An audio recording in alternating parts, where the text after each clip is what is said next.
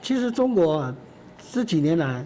对我们台湾的帮助非常大啊，它使得我们这个无形之中增加了很多铁杆兄弟啊。虽然这些铁杆兄弟没有明着换铁，但是实际上大家私底下的这种交流这种的合作更为紧密。那么由于中共特别是在南海、跟台海、跟东海不断的耀武扬威啊，耀武扬威结果，第一个当然是日本深深感受到威胁。各位不要忘记啊，前不久这个大陆有一个军武的频道啊，播出一个和平日本，它不是这个 peace 不是和平，而是要用核子弹把日本炸平的和平日本。你不要以为他那是小粉红干的，也不要以为那是一般的 YouTuber 做的。为什么？他除了有影片、有对白啊，他整个制作非常严谨，非常的正式啊。那么更特别的是，他播出以后，不止在大陆的一个频道里面，很多频道的人都播出来，就说对日本未来首战即核战。一开始就用核子弹啊！日本是所谓核例外。什么叫核例外？因为全世界拥有核子弹的国家，基本上它都有一个共同的一个主张，就是绝不会使用核子弹来对付没有核子弹的国家啊。这个一方面是避免核扩散啊，那这没有核子弹的不需要说我要发展核子弹，以防止别人用核子弹攻击我，啊，当然，这个国际上的这些主张、这些宣言、保证，都是废纸一张嘛，啊，那么中共更明显的，啊，他就是说，啊，以后对日本就是这个样子，坦白讲，这个是非常的不可思议的事情，啊，然后中国有一个教授叫李毅的，啊，我们对他大家都非常有认识嘛，因为他以前没事就讲如何武统台湾，对不对啊？调门叫得很高啊，他也讲啊，他准备打核战啊，我们武统台湾合统台湾如果说台湾2300万人死光了怎么办？没关系，我们14亿人，我们移民4600万到台湾去，这种的话，说实在。不管你今天是我前面讲的那个视频，或后面讲的李毅这些话，坦白讲，你谁讲没什么重要。问题是中共的态度是什么？为什么这样的视频、这样的话，在中国的网络上广为流传？啊，刚才我讲那个视频，已经几百万人浏览、按赞，然后中国从来不干预，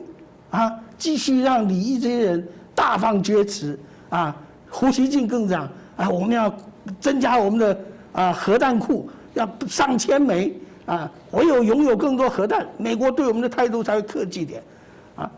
讲这些话，他胡锡进代表的还是半官方，对不对？那其他的，你看中国的网络控制多严密，居然这样的话，他让你这样流传，这代表说什么？他默许。这就是很严重的事情，当然也是中共希望放出的风声。不过站在相对国家来讲，他可不把你当玩笑来看。在事实上这段时间以来，第一个澳洲，他就积极的准备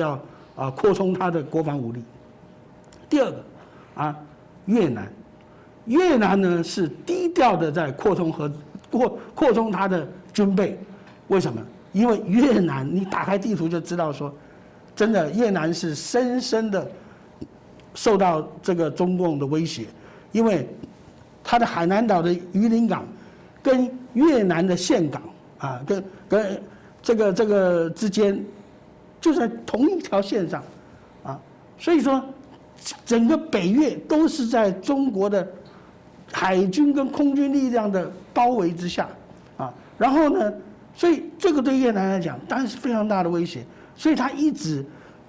非常注意他的海军的发展跟空军的发展那么但是越南呢，从李隼去世以后，他李隼时代是跟中越之间打仗嘛。后来呢，李隼死了以后，越南开始采取一个三不主义。什么叫三不主义？第一个，不跟任何大国结盟，军事结盟；第二个，绝不参加任何针对另外一国的这种联盟运动；第三个，绝不把越南的基地租借给任何一国。所以你看，金兰湾，这个苏联也想，以前前苏联，中共更想。美国也想，但是他始终你可以来，但是我不会租借给你，啊，那么但是呢，由于越南的这种战略地位的重要，所以美国现在对他非常的好啊。美中贸易战最大的受益者就是越南本来说这个美国要这个财政部要对越南记301条款，说他操纵汇率，但是越南后来这个说一说以后，美国大放水了，对这个事情就过去了。为什么？因为越南是美国在整个印太战略里边一个相当重要的国家。但是我跟各位讲，当越南受到美国、受到中国联合的围堵的时候，中华民国是最早跟他这个援助他的国家。那个时候，越南从海防到河内的那条公路，现在还在用是我们荣工处做的，送给他的。还有我们让很多越南的这个政府的工作人员，还有他的学生这些到台湾来学什么？我们正大有一个这个行政公行中心，我们以前很多帮他们培训管理人才，这个是怎么来的呢？这个是新加坡的前总理李光耀，他居中牵的线，所以。以前我们是越南最大投资国，尤其在南越这个现在在胡志明市的富北新那边曾经有个越南王，是我们陆军官校30期的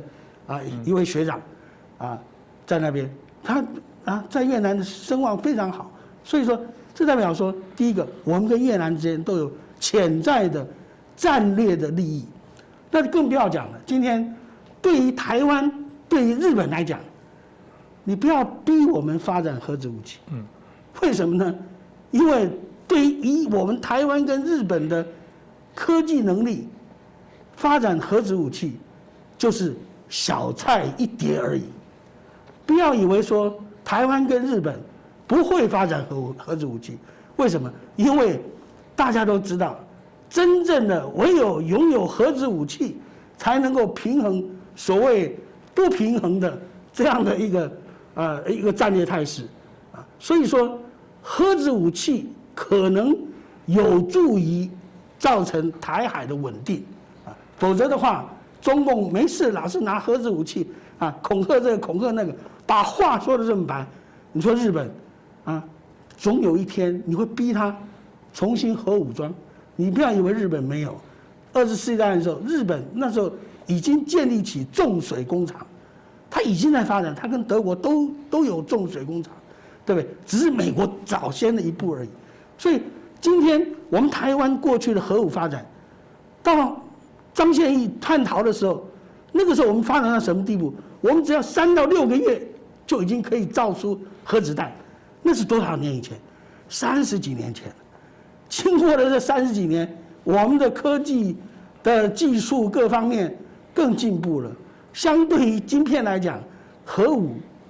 已经是不是什么太先进的科技了特别是我们的投射能力我们现在的云峰飞弹可以飞多远？至少1500公里嘛，对不对？那是保守的说法，有人讲说应该飞到2500公里2500公里可以打到哪里了，对不对？北京天安门如果说真的一发打到天安门的话，天安门就成为地安门成为地狱门。所以说，不是说你有多少核子武器一定要跟对方一样多，而是说你只要拥有少数的核子武器，足以对它造成某些部分的重大伤害，就可以让对方更和平的来看待彼此关系。所以中共现在的这样子战狼出击，到处拿这个核武啊，拿他的武力啊，没事阅个兵，你阅给谁看呢？啊，不过是想吓唬人嘛，对不对？啊，但是话说回来，真正的懂得就知道说，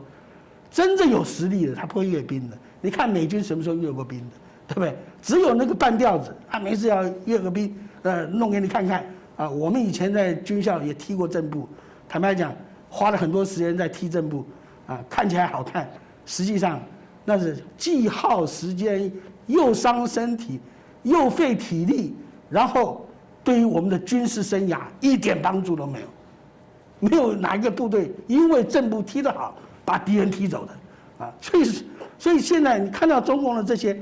其实这个是很落后的思想，在那个，而且他目的是什么？就像中国武术一样，那个套路打得非常漂亮，真的上场了，啊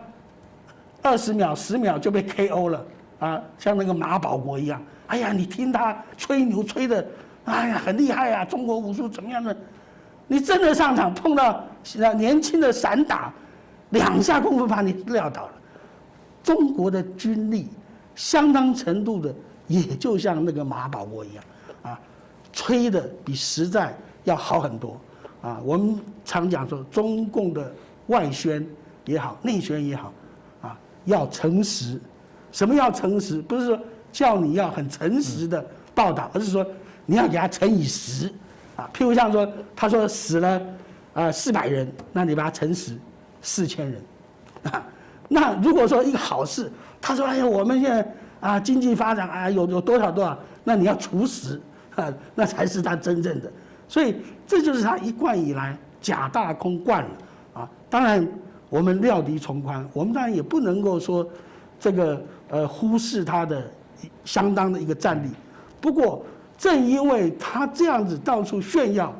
所以说会使得我们整个东南亚国家，大家会有一些的所谓的军备竞赛，但是更重要的是会不会产生一个核武竞赛？如果这样的话，我觉得也未必是坏事，因为当这些国家都拥有了核武以后，第一个他们不会像北朝鲜那样子真正的。来发神经嘛，对不对？但是，一旦他们都拥有核武，